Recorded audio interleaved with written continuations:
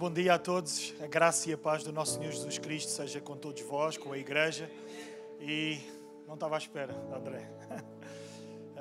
Que toda a honra, toda a glória seja dada ao nosso Deus. Na verdade, o Senhor tem-nos permitido fazer parte do seu reino, fazer parte desta história bonita que Jesus começou a construir há 2000 anos atrás, quando Ele teve a ousadia de deixar o seu lugar de glória, de vir a esta terra para me amar a mim, para te amar a ti, para amar esta humanidade e desta forma reconciliar-nos com o Pai, mas também uns com os outros.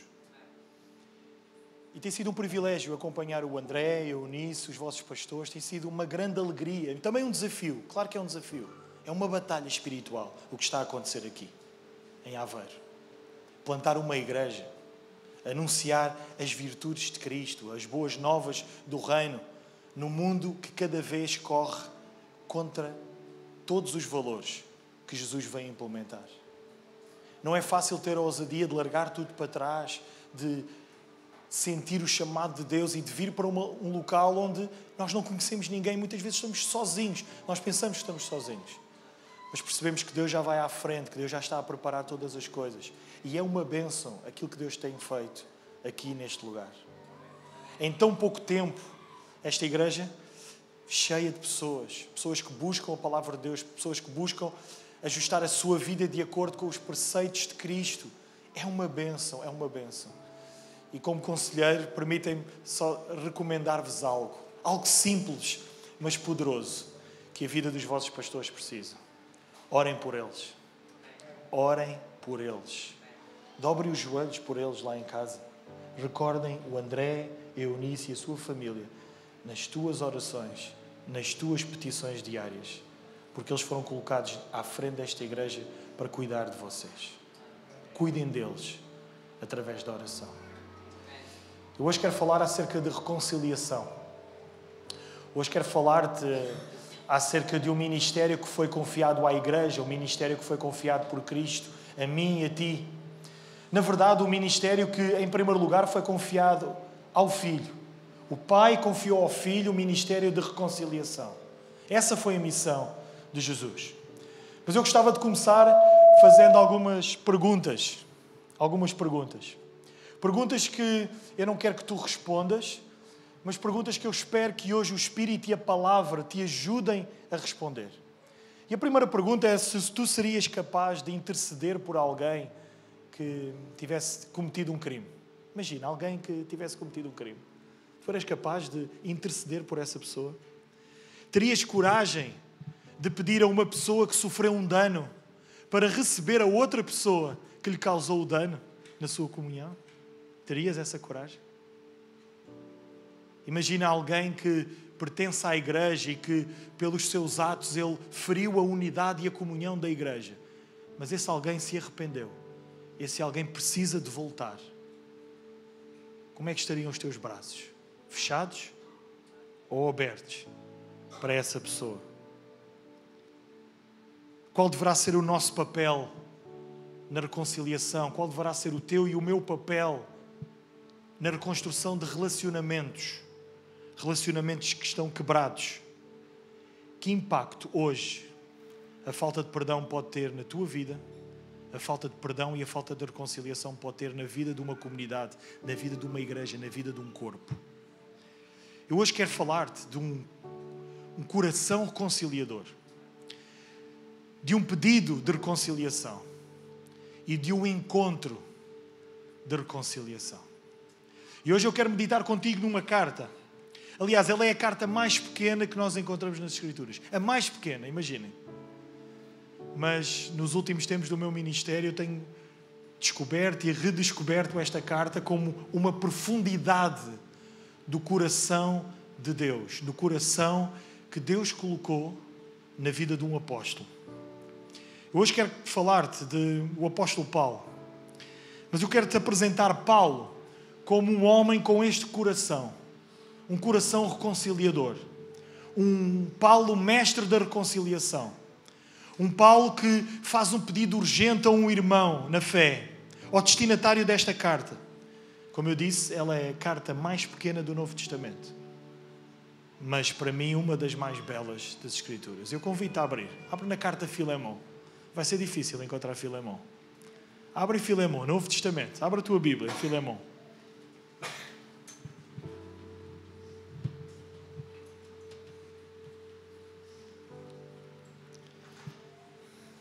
É seguir a Tito, Filemão. Antes de Hebreus. Está ali escondida. 25 versículos.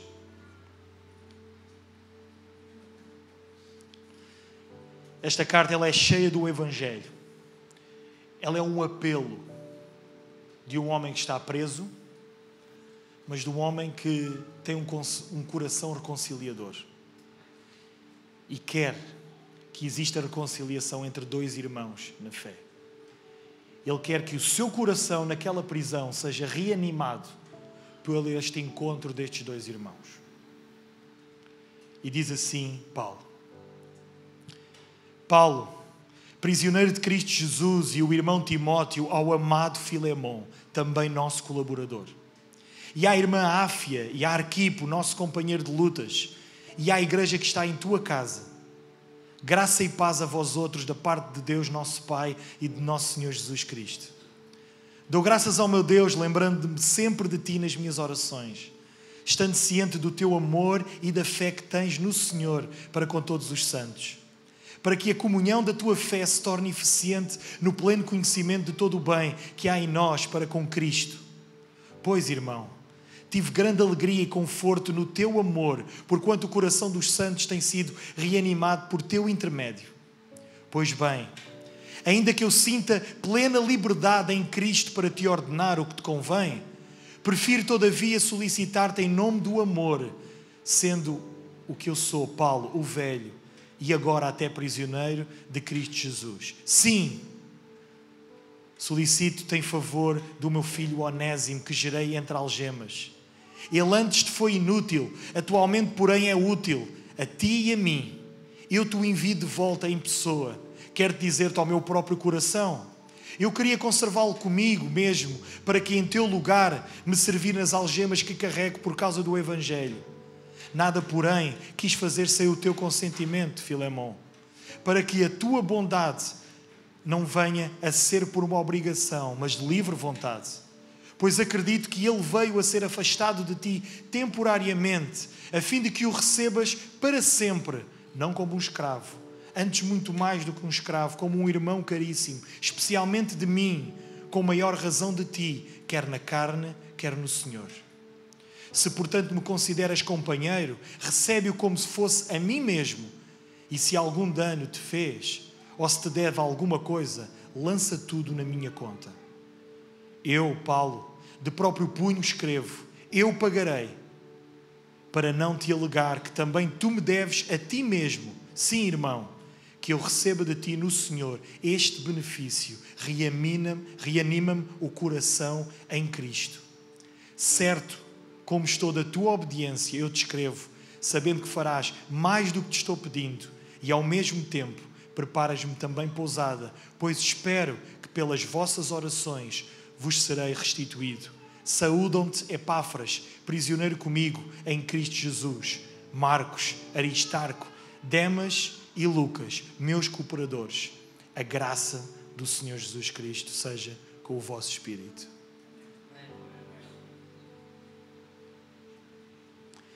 Amados irmãos, este homem, ele está preso.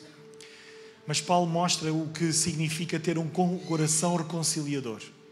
E bem no início desta carta, só o contexto onde Paulo escreve esta carta mostra o que é ter um coração reconciliador. Paulo não está importado consigo mesmo. Paulo está importado com Éfeso. Paulo está importado com Colossos. Paulo está importado com os Filipenses, porque é de lá que ele escreve todas estas cartas da prisão em Roma. Paulo está preocupado em que as igrejas continuem a pregar o Evangelho. Paulo está preocupado para que estas igrejas continuem a avançar no Evangelho. Sobretudo, vivendo o Evangelho. Vivendo a reconciliação. Paulo está preso, mas Paulo está preocupado com Onésimo e com Filemão. E nesta carta, no contexto onde esta carta foi escrita, pode parecer estranho hoje para nós, um cristão, ele ter escravos. Mas, na verdade, em Roma, naquele tempo, no século I, a economia vivia de escravos. 1/3 da população de Roma eram escravos. Não existia comércio se não existisse escravatura. Era verdade. E Filemão, ele abre as portas da sua casa, ele é o destinatário desta carta. E ele abre as portas da sua casa para que a igreja se possa reunir. Mas ele é um senhor de posses. E ele é um senhor que tem escravos. Isto pode chocar, mas o que Paulo está a querer com esta carta, em primeiro lugar, é que Filemão possa receber Onésimo, que era um escravo seu, que o tinha defraudado, que o tinha roubado. E naquele tempo, quando um escravo roubava o seu senhor, a tendência deste escravo era voltar, era muitas vezes se refugiar nas grandes cidades, em Roma, para que lá em Roma ele não fosse identificado, ele não fosse reconhecido. Porque se um escravo fosse encontrado pelo seu senhor, a lei romana permitia que ele fosse torturado, ele até fosse preso e que ele fosse até, dependia daquilo que ele tivesse feito, condenado à morte. Mas os caminhos de Onésimo e de Filemão tinham-se cruzado lá em Colossos. Mas há algo aqui na carta que é importante nós explicarmos. Como é que Paulo encontra Onésimo? Então Onésimo é este escravo fugitivo que foge para Roma. E em Roma, ele pensa que está a fugir para a liberdade, mas em Roma ele encontra Paulo. E ele encontra o próprio Epáfras, que está com Paulo preso, conforme nós lemos nesta carta. Epáfras, saúda-te. Mas Paulo não conhecia Onésimo. Porque Paulo nunca esteve em Colossos. Paulo não plantou a igreja em Colossos. Crê-se que Paulo, quando esteve em Éfeso, e Epáfras se converteu. Então Epáfras foi plantar a igreja em Colossos. Juntamente com Filemão. O Filemão que abria as portas da sua casa para reunir ali a igreja. E Epáfras, que está com Paulo, ele reconhece Onésimo. E ele diz assim, em Roma, ele diz assim, este é um escravo. Este é um escravo fugitivo de Filemão. E eles aproximam-se de Onésimo e pregam-lhe o Evangelho. E o Onésimo descobre que lá em Roma, depois de ele ter fugido para ser livre, Onésimo descobre que na verdade ele ainda é um escravo. Ele ainda é preso. Ele é escravo do pecado. Ele ouve o Evangelho da parte de Paulo. Ele converte-se. É isso que significa nesta carta Paulo a dizer que o gerou em algemas. Ele converte-se ao ouvir o Evangelho pela boca de Paulo e de Epáfras. Embora Filemão vivesse como um cristão, aquela cultura onde Filemão vivia precisava de ser transformada. Aquela cultura do primeiro século precisava de acabar com a escravatura, mas nós sabemos que não era de um momento para o outro. Esta carta é o início de um caminho à reconciliação. É um início de um caminho de um homem que tem escravos, que é defraudado por um desses escravos e tem um pedido da parte de Paulo para receber este Onésimo, não mais como um escravo, conforme nós lemos, mas como um irmão no Senhor. Talvez isto para nós não caiba no nosso entendimento, mas à luz do texto e do contexto, isto é algo explosivo. Isto é algo contra a natura. É pedir a um senhor para receber alguém que o roubou. Alguém que não tem direitos nenhuns na sociedade. Porque um escravo não tem direitos alguns. E Paulo começa bem no início da carta, destinando esta carta. E é interessante que esta carta nós conhecemos-la como Filemão, mas esta carta ela é destinada a uma família e a uma igreja. Porque ele, bem no início, ele diz que Paulo, prisioneiro de Cristo, ele escreve ao amado Filemão, mas também à Áfia, esposa de Filemão, e a Arquipo, filho de Filemão, possivelmente pastor da igreja em Colossos. Ele diz assim, meu companheiro em lutas, nosso companheiro em lutas.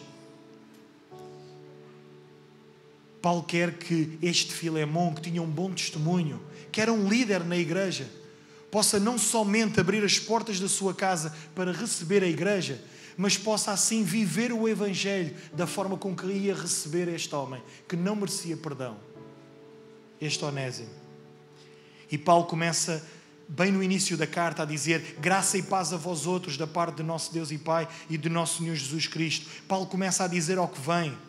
Paulo começa a apelar pela graça e pela misericórdia de Deus, para que Filemon reconhecesse que ele próprio era um filho de Deus. Ele próprio vivia nesta graça e nesta misericórdia, não pelos seus méritos, mas sobretudo por tudo aquilo que Cristo tinha feito. E Paulo começa a preparar o coração de Filemon para o pedido que ele lhe vai fazer.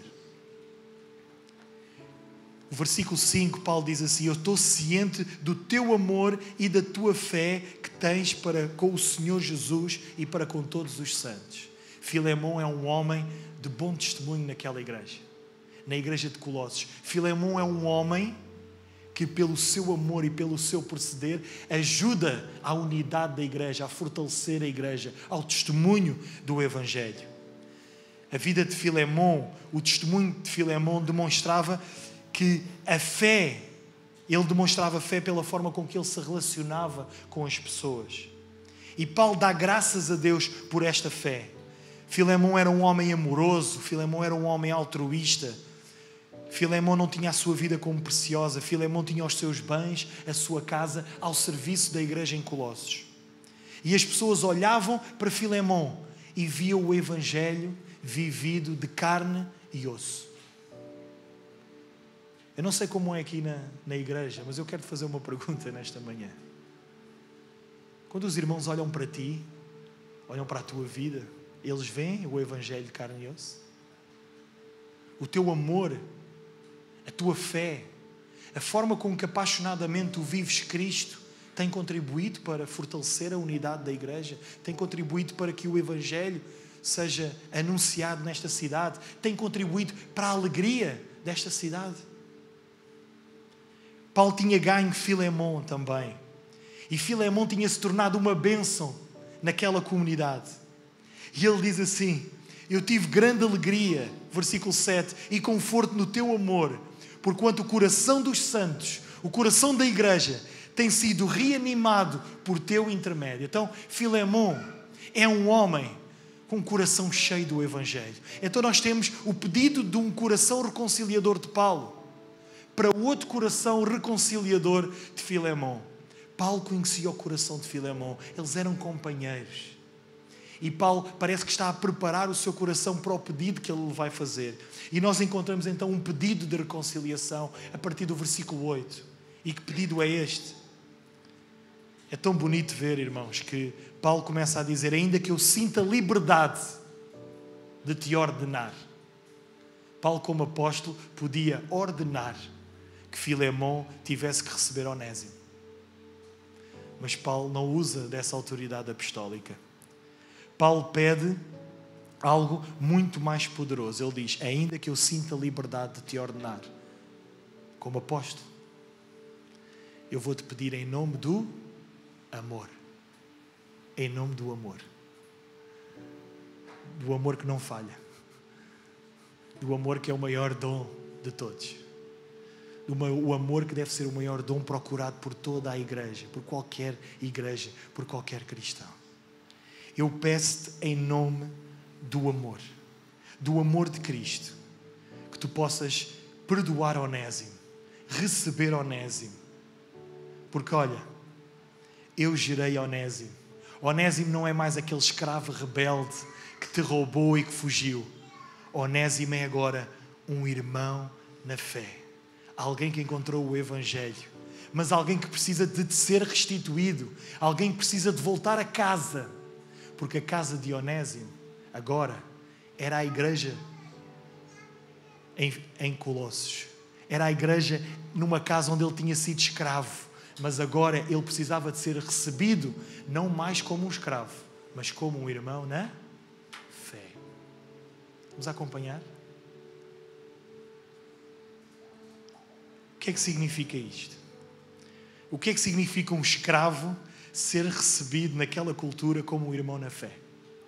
Significa que o que Paulo está a começar a desconstruir é que não existe nenhum status social, ok? Que a sociedade nos possa implementar hoje e naquele tempo, que o Evangelho não possa desconstruir.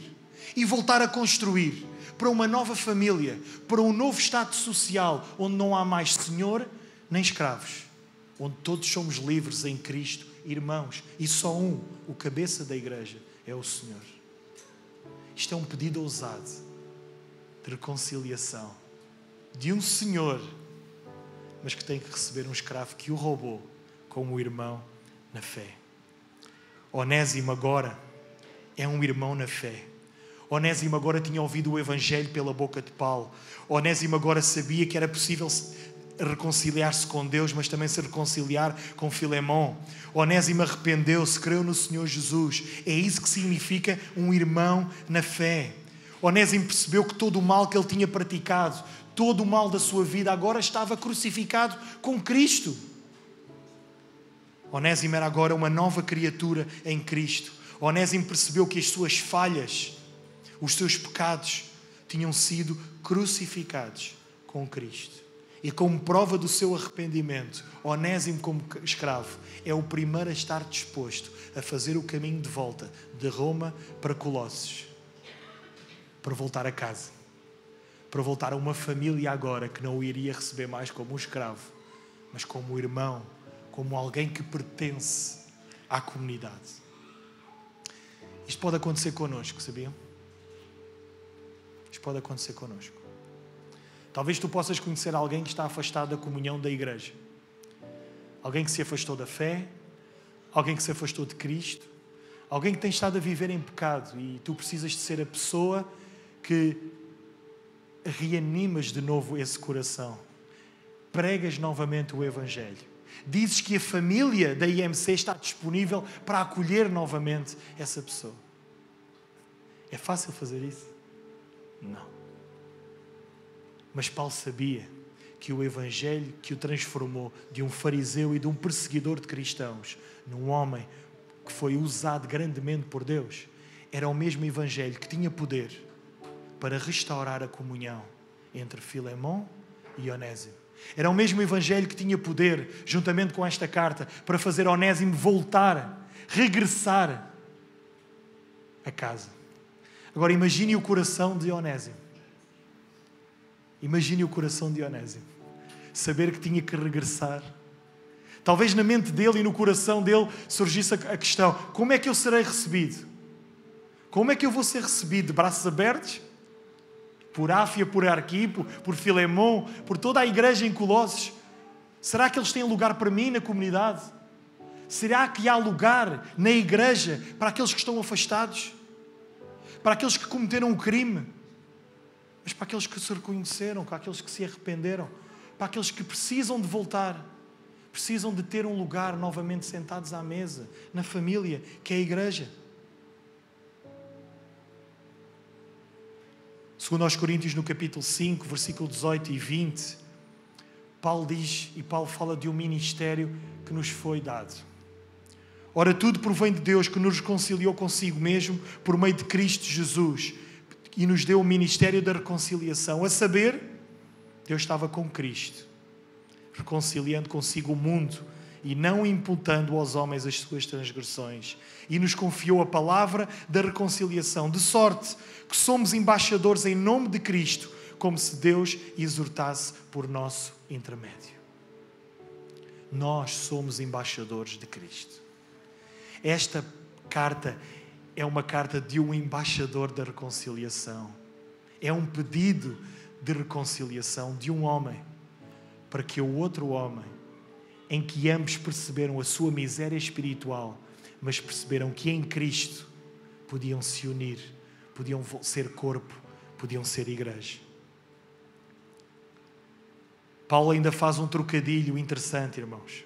No versículo 11, Paulo diz assim: ele antes te foi inútil. E Paulo está a dizer que Onésimo foi inútil porque Onésimo tinha defraudado Filemón, tinha roubado este senhor. Atualmente, porém, ele é útil.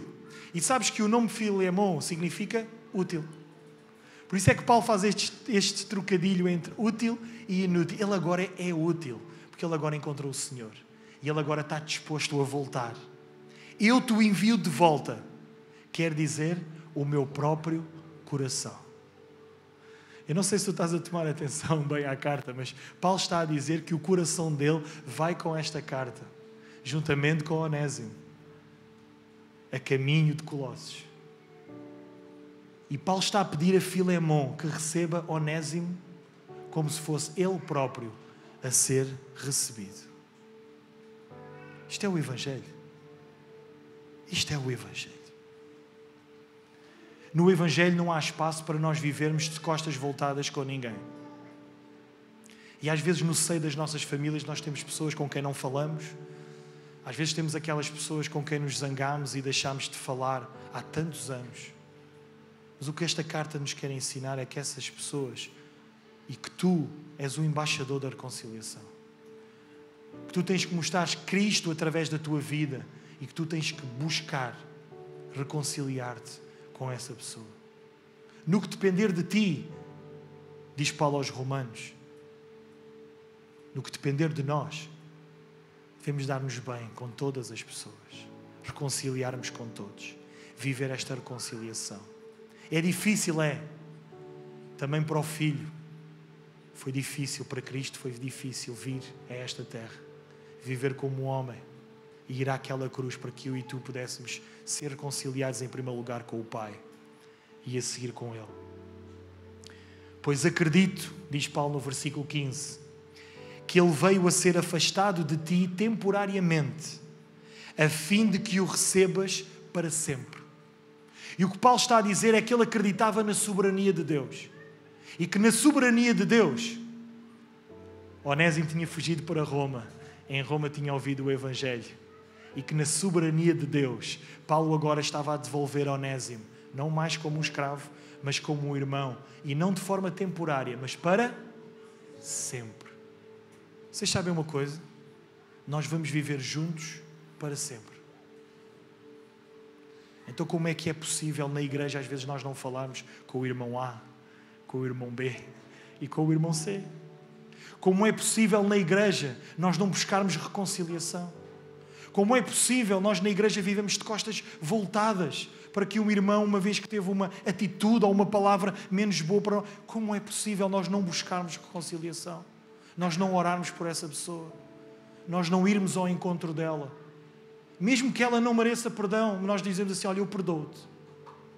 Porque essa atitude, ela quebranta o coração do outro. Porque foi essa atitude que Cristo fez connosco e que quebrantou o nosso coração quando nós estávamos afastados do Pai e Ele veio ao nosso encontro. É a graça que nós não merecemos que nos quebra. É a cruz que nós não merecemos que nos quebra e que nós percebemos que em nada fizemos, mas em tudo Ele veio ao nosso encontro. Nós amamos a Deus. Nunca te esqueças disso, porque Ele te amou primeiro. Primeiro. Foi Ele que veio ao nosso encontro. Paulo faz este pedido ousado. Paulo pede por um milagre. Eu quero terminar e eu quero te perguntar se tu eras capaz de escrever uma carta assim. Se tu eras capaz de te colocar no papel de alguém que faz um pedido de reconciliação. Eu não sei se tu conheces alguém que precisa de reconciliação. Certamente conheces. Certamente conheces alguém que não fala com o outro alguém.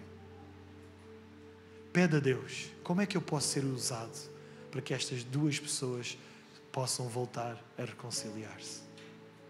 Como é que eu posso ser usado como Cristo?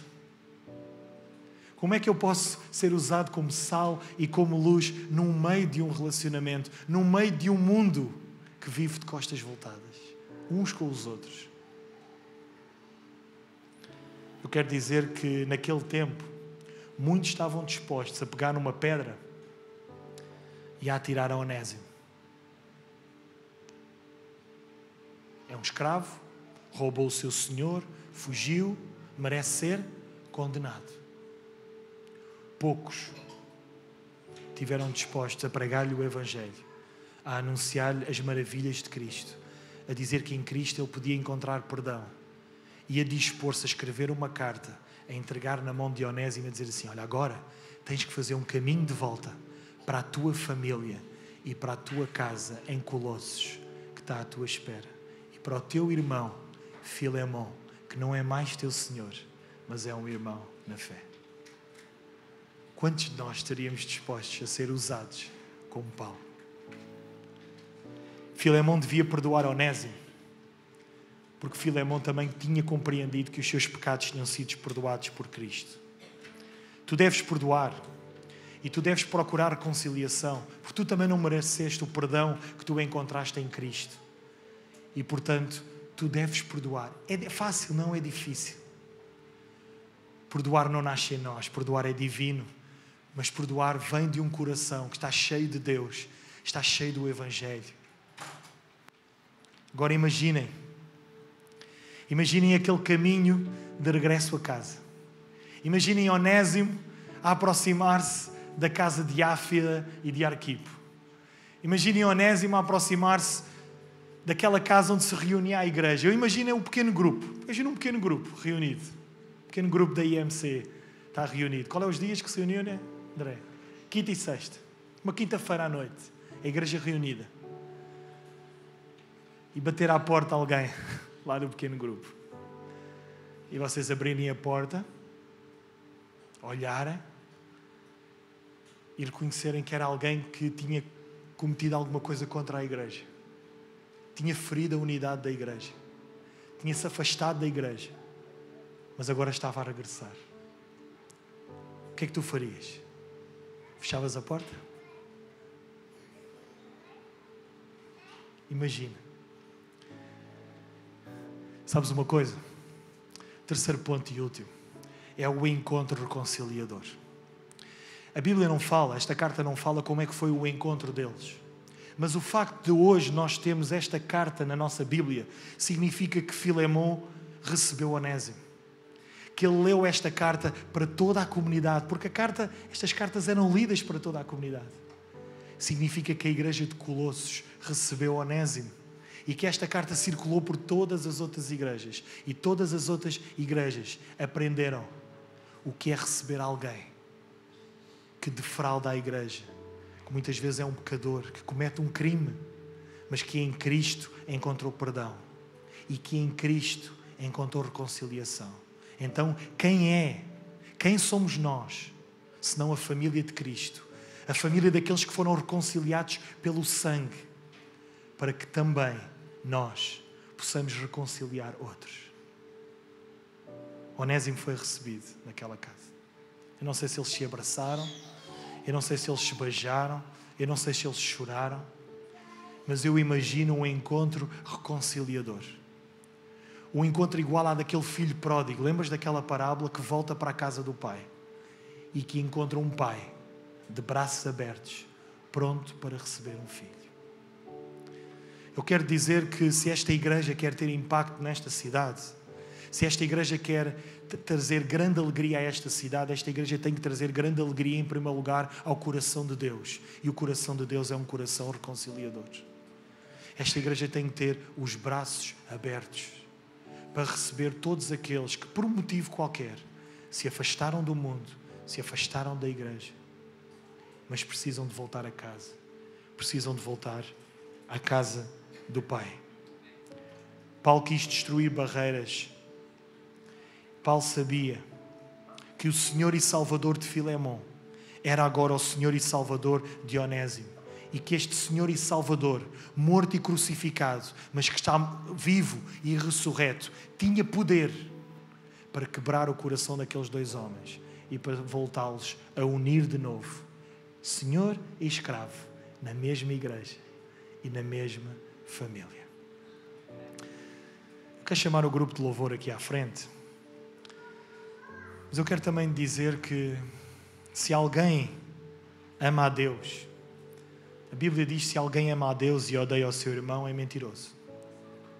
É a Bíblia que diz. Pois aquele que não ama o seu irmão a quem vê, como pode amar a Deus a quem não vê? E talvez a falta de perdão tenha te impedido de caminhar na fé.